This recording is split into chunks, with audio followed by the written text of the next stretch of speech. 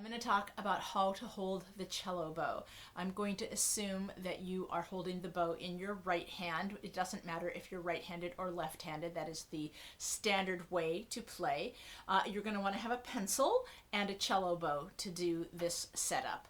So first of all, I want you to put your thumb bent against your middle finger and make kind of a circle here. The places of the hand that we're going to talk about this middle section of all your fingers, right? You have a big knuckle and then sort of the knuckle closest to your fingertip, and we're going to be focusing in on this middle part of the finger. So you're putting your thumb against that, and then you're going to take your pencil, holding it in your left hand, and you're going to apply this placement to the pencil. So now I put the pencil in between my bent thumb and my second finger, and then I'm going to just drop my other fingers on, and you'll notice this looks like a cello bow grip. So this is a really great way to approximate the cello bow grip without dealing with the complexity of how big the bow is. So things that you'll notice here: I've got the bow, or the pencil rather, hitting that middle section of all my fingers. My pinky is hanging over the pencil a little bit. My first finger, and now I'm going to bend my first finger a little bit. I definitely have the pencil coming in that middle section though, and that's really important because we'll talk about that later with the bow, because some people let their hand slip farther, and we don't want to do that. We really want to be on the middle section or even on the joint part. My thumb is on the tip and it's bent, so it's up against the pencil and it's bent. And that's the same thing that you're going to do when you transfer this to a bow. So there's your bow grip. Now I'm going to take that same shape. I'm going to take the pencil out, and my bow is right over there. It's ready. I'm again touching my thumb to my second finger, and now I'm going to insert the bow. We try not to touch the hair of the bow, so I'm trying to just touch the stick with my left hand. I'm going to do the same thing. I'm going to stick my second finger approximately where this silver piece is, and my thumb is going to go on the stick. Then I'm going to go plop and lay the other fingers down. It doesn't feel quite the same as a pencil, but the pencil's sort of like the stick of the bow. So one of the things you noticed with the pencil was that your thumb was on the stick of the pencil, and that's where it goes on the bow also. There's some variety in all bow grips, and this is just a basic one to do a good setup. I'm going to talk in a second about how this silver piece affects our hand position. What you want your thumb to do is you want your thumb to be against the stick. So in my case, I put my thumb so that it's partly hitting this black grip and partly hitting the black of the frog. We don't want the thumb to be underneath the stick or in this little hole that looks like a place your thumb should go. It's not a place that your thumb goes. Your thumb is against the stick. So it's doing the same thing that it did with the pencil. My thumb is bent, and I prefer a bent thumb. I know that not everybody can do that. Some people have to straighten out their thumb. If that's you, go ahead and straighten your thumb for now, but it's nice to try to work on getting your thumb to bend. Okay, I'm going to come back over to this side of the bow.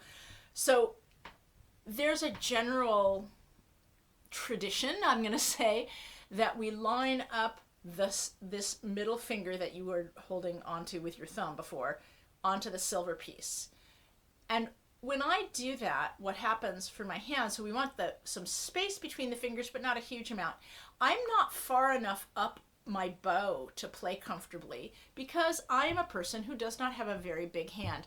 And my feeling about this, which is our standard quote unquote setup, is that this is a setup that was designed 100 or more years ago by men who have bigger hands. Women and people with smaller hands, and this in some instances means also people who are not yet fully grown, usually need to put their ring finger near this silver piece and not their second finger. Because what we want to do when we're laying our hand down on the bow is we want to be far enough up the bow that we can leverage the bow. And if you're too close to the frog part, if you're too close to the end of the bow, you can't actually leverage pressure into the bow. So my setup, if I just do it and I don't think about it too hard, I have my ring finger decidedly touching the silver piece on the bow. And there you'll see I'm way up into this grip. Not all bows have a silver grip up here. Some of them have the black grip the whole way up. But I'm significantly up that bow so that I can press leverage.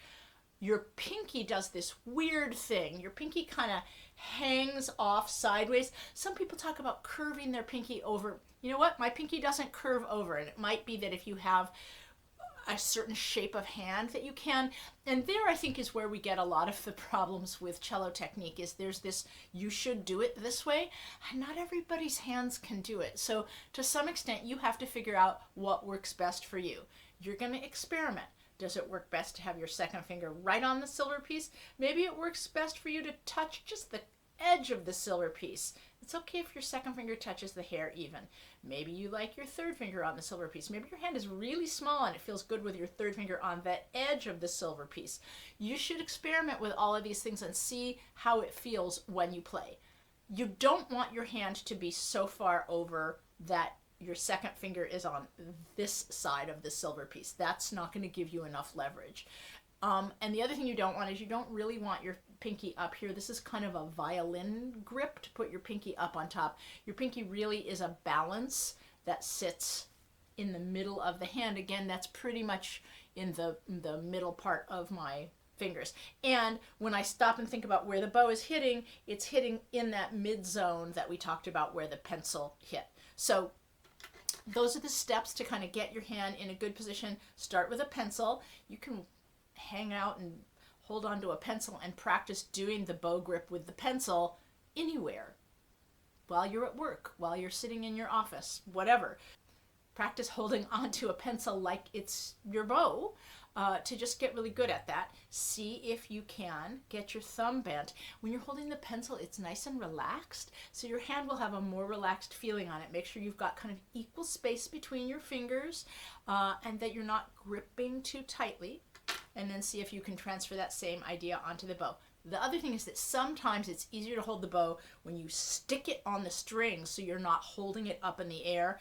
Hold it with the stick with the left hand, put the bow down on the string, and then drop your hand down onto the bow and see if you can get into the shape. Good luck!